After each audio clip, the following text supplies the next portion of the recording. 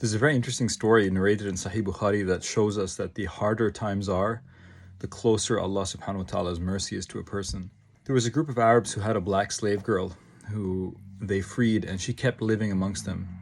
One day, one of the girls from this tribe, an Arab girl, came out wearing jewelry, and a kite, a type of small hawk, a bird, flew down and snatched the jewelry from her and flew away.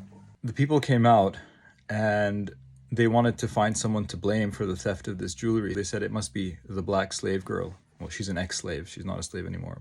They caught her and they started to search her belongings and so on. And they were insisting that it was her who stole it, to such an extent that they actually searched her private part to see if she hid it in there.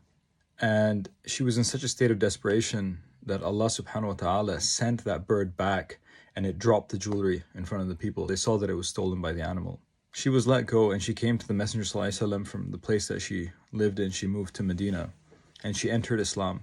And she started to live in the mosque, the masjid of the Prophet ﷺ. She made a tent or a hut inside the masjid. She was living in the masjid.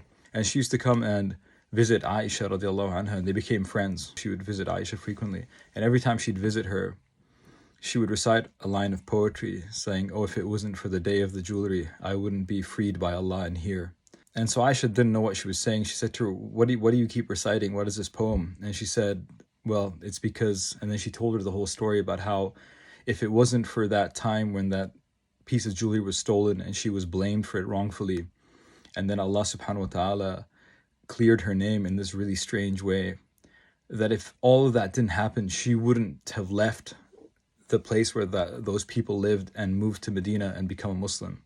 There are blessings hidden in extreme hardship. And so if you feel like you're at a low point in life, just wait patiently, because the help of Allah subhanahu wa ta'ala is very, very close.